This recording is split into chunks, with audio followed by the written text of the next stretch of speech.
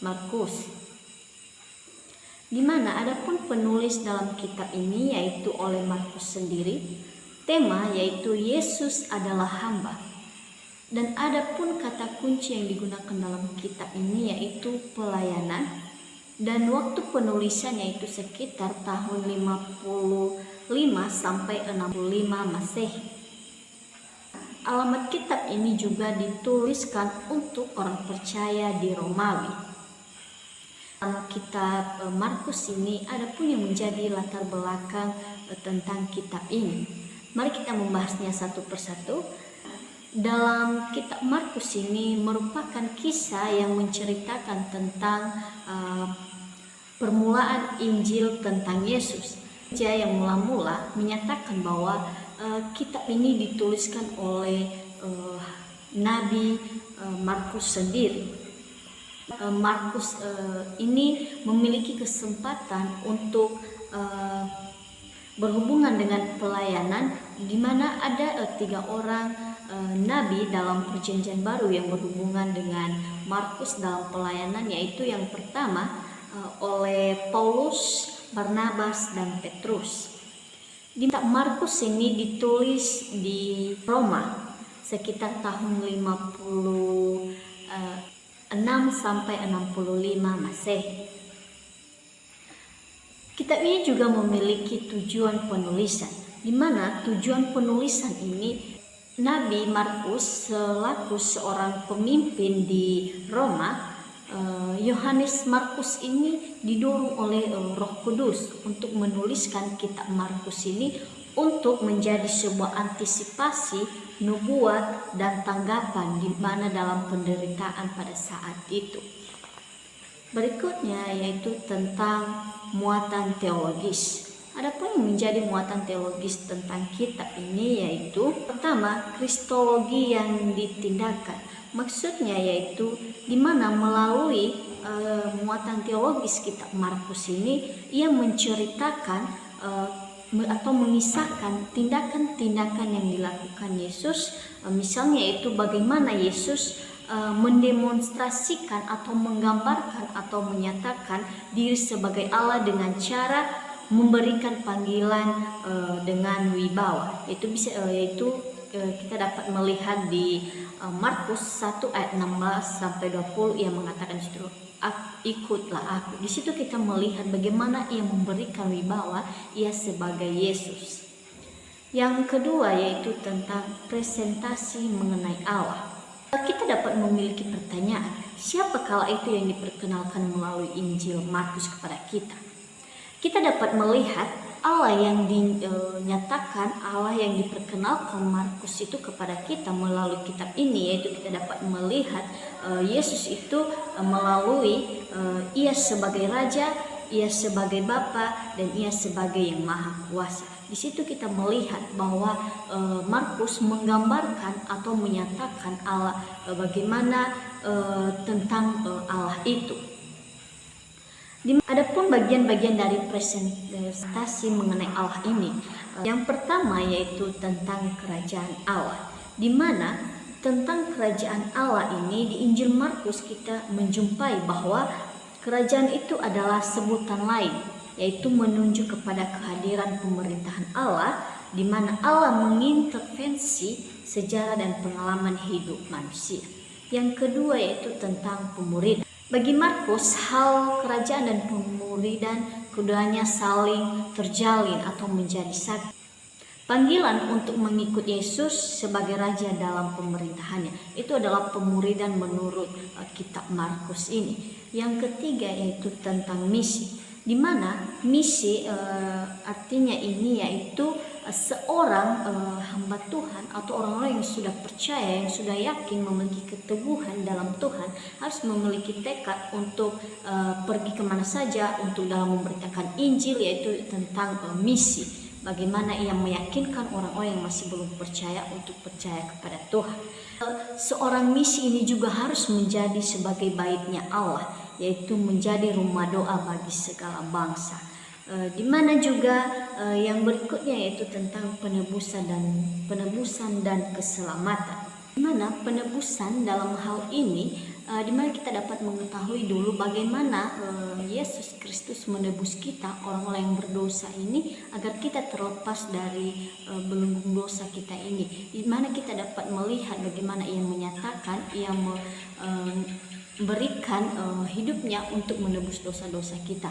Dan yang kedua yaitu tentang keselamatan, di mana keselamatan ini yaitu Ia memberikan hidupnya untuk menjadi tebusan kita, untuk dapat mengampuni kesalahan-kesalahan kita agar kita terbebaskan dari dosa-dosa itu, walaupun seringkali kita sebagai umat manusia tidak menyadari hal itu.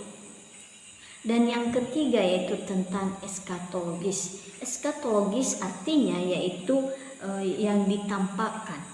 Di mana dalam eskatologi ini ada dua pengkalimatan dalam pembahasan ini, yaitu tentang waktunya telah tiba. Maksudnya yaitu nubuatan tentang kelahiran Yesus yang telah dinubuatkan dalam kitab Perjanjian Lama telah terjadi dalam kitab Perjanjian Baru. Yang kedua yaitu waktunya masih akan datang. Maksudnya itu menceritakan tentang kedatangan yang kedua kali yang tidak diketahui kapan dan kedatangan itu akan tiba atau muncul, itu belum diketahui siapapun. Itu adalah nubuatan-nubuatan yang telah yang masih belum terjawab dan masih kita nantikan sampai saat ini. Bahasan yang berikutnya yaitu tentang teologi Injil Lukas. Mari kita membahasnya, mari kita mencermati bagaimana teologi tentang Injil Lukas ini, di mana ada pun yang menjadi introduksi atau identitas tentang kitab Lukas ini. Yang pertama yaitu nama penulis kitab ini oleh Lukas sendiri. Yang kedua, tema Yesus adalah manusia ideal. Yang ketiga, kata kunci anak manusia. Yang keempat, waktu penulisan sekitar tahun 60 sampai 63 Masehi. Yang kelima, di mana kitab ini ditulis atau dialamatkan kepada Theophilus, semua orang percaya bukan Yahudi. Adapun yang menjadi latar belakang kitab ini, tetapi sebelumnya saya akan menjelaskan bagaimanakah tema tentang Yesus adalah manusia ideal ini. Maksudnya Yesus sebagai manusia ideal ini, kita dapat melihat bahwa Yesus semenjak Ia ada di dunia, Ia otomatis 100% seperti manusia seperti kita saat ini. Kita merasakan kelaparan, kehausan, serta merasakan sakit. Itu yang dirasakan oleh Tuhan kita semenjak Ia ada di dunia ini, sehingga Ia dinyatakan sebagai manusia yang ideal, atau Yesus adalah manusia yang ideal. Dan di mana juga Ia memiliki wibawa, Ia sebagai Yesus, Ia sebagai juru selamat, dan Ia juga sebagai manusia. Itu luar biasanya Tuhan kita yang kita miliki sampai saat ini. Dan yang ketiga yaitu anak manusia. Maksudnya anak manusia ini yaitu di mana Ia sebagai anak manusia yaitu Ia dapat bergaul kepada kita. Ia dilahirkan dari manusia, dari ibundanya yaitu Maria, dan Ia juga memiliki silsilah seperti kita sebagai manusia. Makanya sehingga Ia disebut sebagai anak manusia. Dan yang menjadi latar belakang tentang kitab ini yaitu di mana Injil Lukas adalah kitab pertama dari kedua kitab yang dialamatkan kepada seorang bernama Theophilus.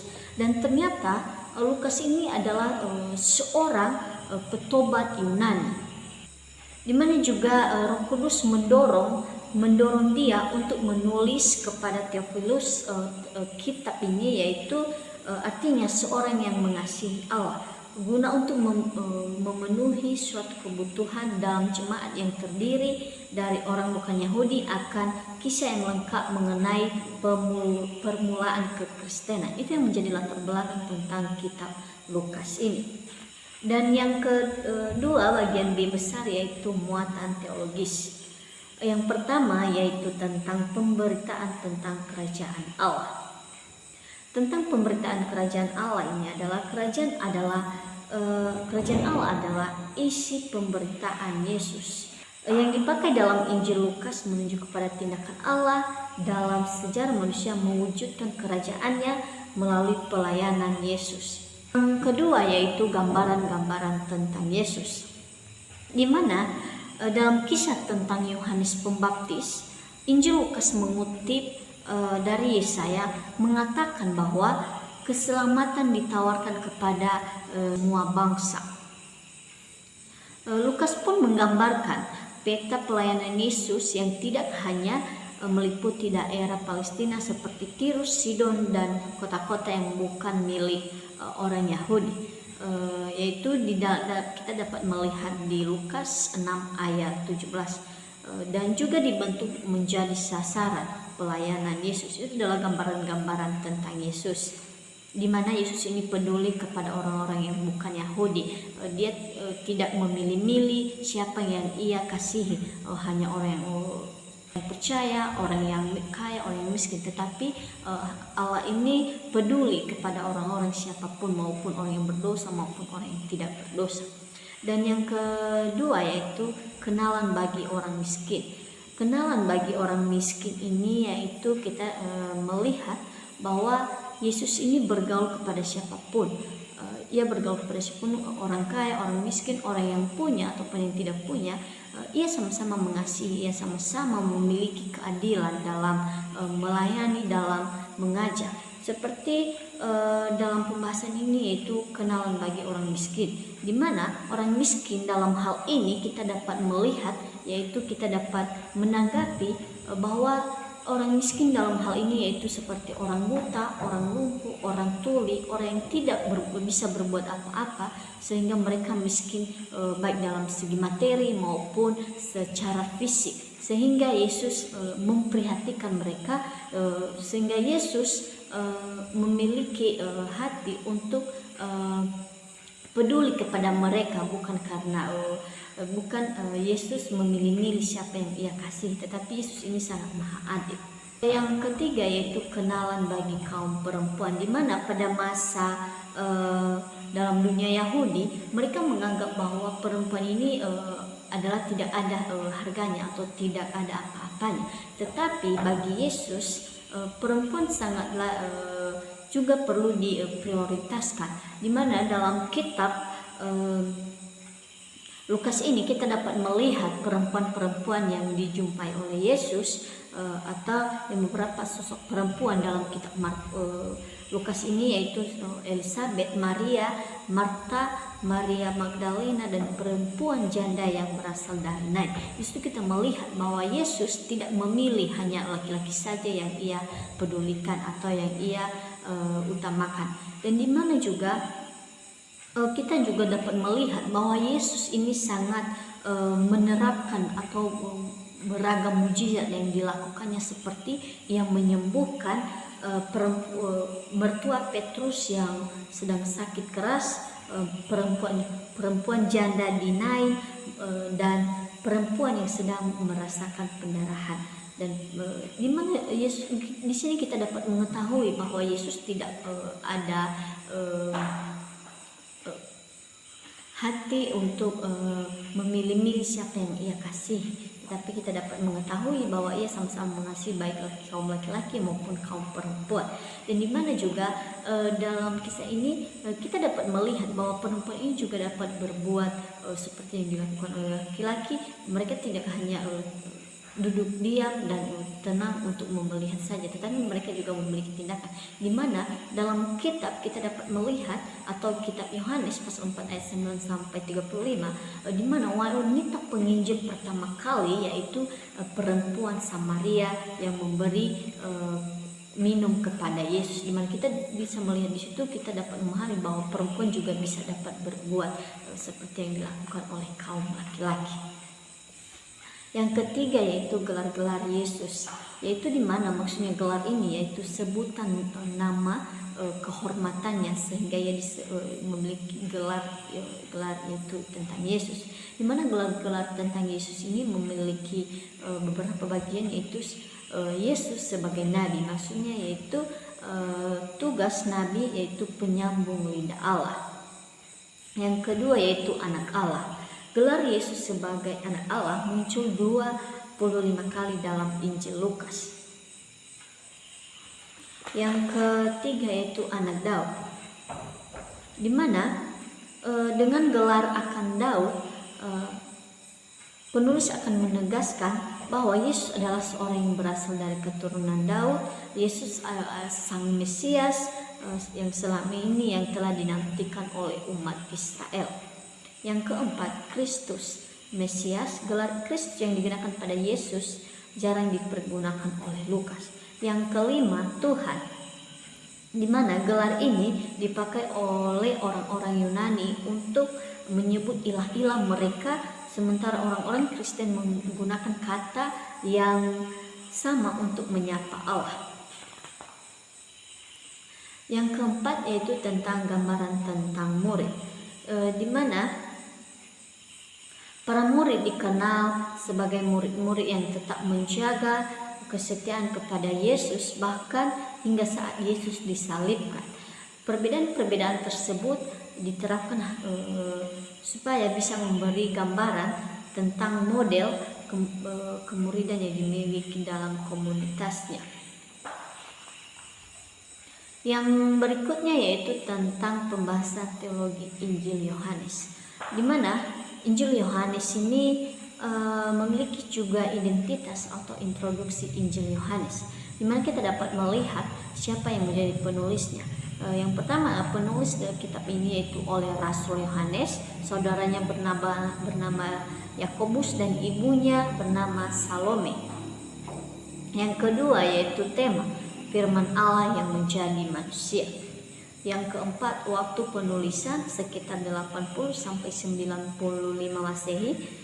Alamat pengirim dan dikirim dari Efesus dan ditujukan kepada jemaat Asia Kecil. Adapun yang menjadi latar belakang kitab ini yaitu Injil Yohanes adalah tentang kitab ini, yaitu yang membahas tentang pelayanan Yesus di daerah Yudea, Yerusalem, yang tidak ditulis oleh ketiga Injil lainnya. Dan penulis juga diidentifikasikan sebagai murid yang dikasihinya. Adapun yang menjadi tujuan penulisan kitab ini yaitu Yohanes menyatakan tujuannya untuk ditulisannya dalam 20-31, yaitu supaya kamu percaya bahwa Yesus adalah Mesias, anak Allah, dan supaya kamu oleh imanmu memperoleh hidup dalam. Adapun beberapa bagian tentang muatan teologis ini yaitu beberapa bagian. Yang pertama yaitu tentang logos, di mana logos ini artinya yaitu firman, terdiri dalam beberapa bagian, yaitu Yohanes merujuk kepada keadaan sebelum penciptaan, menggambarkan hubungan Yesus dengan Bapa. Yang kedua, Yohanes menyatakan kalau firman itu berperan dalam penciptaan dunia. Yang ketiga, Yohanes mengartikan logos dengan manusia, di mana logos dalam konsep atau filsafat Yunani yaitu buah pikiran baik secara lisan maupun tertulis. Konsep logos dalam Yunani dalam filsafat Yohanes yaitu kita dapat melihat bahwa logos adalah firman itu adalah Allah sang pencipta, dan yang kedua dalam dia ada hidup dan hidup itu adalah manusia. Yang ketiga, semua orang yang menerimanya diberikannya menjadi anak-anak Allah. Yang kelima, sebab dia telah ada sebelum Yohanes. Yang keenam, firman menyatakan pribadi Bapa. Itu adalah konsep logos tentang filsafat Yohanes. Sedangkan logos tentang filsafat Yahudi yaitu suatu ucapan yang mempunyai kekuatan atau kuasa. Di mana juga kita dapat melihat bagian yang berikutnya yaitu tentang kesatuan Bapa dan Anak. Maksudnya yaitu kita membahas tentang kesatuan Bapa dan Anak. Di mana dalam Yohanes 10 ayat 30, aku dan Bapa adalah satu. Yang kedua yaitu Ulangan 6 ayat 4, Tuhan itu Allah kita, Tuhan itu Esa, satu atau tunggal dalam bahasa Ibrani yaitu Echad, dalam bahasa Arab yaitu Ahab, artinya satu kesatuan secara kompleks. Berikutnya yaitu kata aku adalah atau akulah, yaitu aku adalah maksudnya yaitu ia adalah Yesus, yaitu yang menunjukkan keilahian Yesus. Yang pertama yaitu Yesus itu adalah roti hidup, terang dunia, pintu, jalan, kebenaran dan hidup, pokok anggur yang benar, kebangkitan dan hidup, gembala yang baik. Ini adalah perbaikan perkataan Yesus yang tercantum dalam kitab Yohanes 6 ayat 35. Itu artinya itu yang dimaksud dengan aku adalah atau akulah. Yang berikutnya yaitu tentang teologi kisah para rasul, di mana identitas teologi kitab kisah para rasul ini yaitu penulis kitab ini yaitu Lukas. Tema penyebaran Injil yang penuh keberhasilan melalui kuasa Roh Kudus. Ketiga, kata kunci yaitu saksi-saksi. 4, waktu penulisan sekitar 63. 5, ditulis untuk Theophilus. Latar belakang kitab ini yaitu Roh Kudus mendorong Lukas untuk menulis kepada Theophilus supaya mengisi keperluan dalam gereja orang Kristen bukan Yahudi akan kisah yang lengkap mengenai awal kekristenan.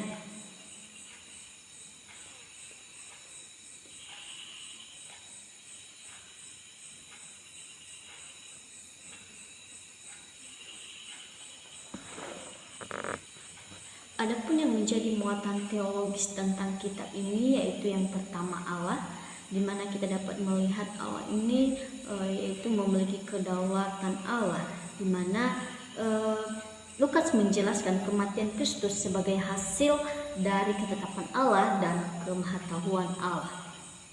Yang kedua yaitu eksistensi Allah dan anugerah umum.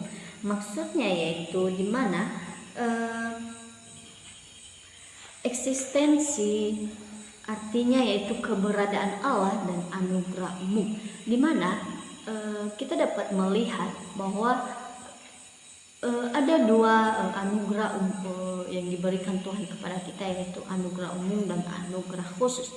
Di mana anugerah umum ini yaitu anugerah yang dapat dirasakan oleh semua orang. Contohnya yaitu tentang yaitu seperti matahari, hujan dan nafas hidup. Tetapi anugerah khusus ini yaitu artinya keselamatan dari Yesus Kristus itu sendiri, karena keselamatan ini tidak semua orang dapat memilikinya, melainkan hanya orang-orang yang percaya, orang-orang yang teguh, orang-orang yang yakin dan imannya kuat kepada Tuhan. Dan anugerah ini sangatlah dicari atau sangat diusahakan oleh orang-orang agar mereka dapat memiliki anugerah khusus ini. Di mana yang berikutnya yaitu tentang Kristus.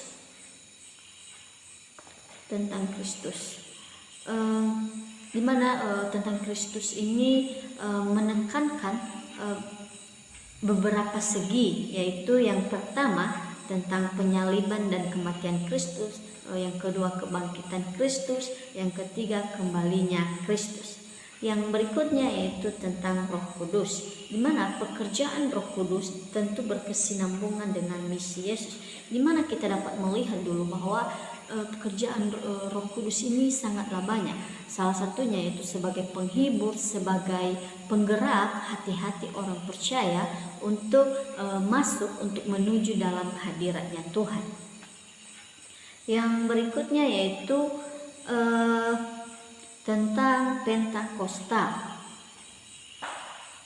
di mana Pentakosta ini yaitu kita dapat melihat di mana Pentakosta ini memiliki arti atau memiliki bagian atau makna, yaitu yang pertama hari pencurahan Roh Kudus, yang kedua hari ke-50 setelah kematian Yesus Kristus, yang ketiga Pasca, yaitu di mana Pentakosta ini yaitu di mana saat itu pencurahan Roh Kudus terjadi kepada orang murid-murid Yesus, sehingga mereka memiliki bahasa lain atau memiliki bahasa-bahasa roh, sehingga mereka dikuasai oleh kuasa Roh Kudus pada saat itu, pada saat hari Pentakosta. Yang berikutnya yaitu tentang pencurahan roh pada hari Pentakosta, di mana asal-usul jemaat Kristus haruslah ditelusuri melalui kembali ke Pentakosta. Ciri-ciri pokok dari pengalaman Pentakosta dapat diistilahkan sebagai berikut, yaitu yang pertama, Pentakosta adalah tindakan kesimpulan dari kenaikan Yesus. Yang kedua, kepenuhan Roh Kudus meluas kepada semua orang percaya. Yang ketiga, karunia bahasa lidah atau bahasa roh. Yang berikutnya itu hal berkata-kata dalam bahasa lidah. Yang berikutnya pekerjaan Roh Kudus pada peristiwa Pentakosta. Yang berikutnya dalam uraiannya. Yang berikutnya janji akan penerimaan Roh Kudus. Yang berikutnya Roh Kudus tersedia bagi semua orang percaya.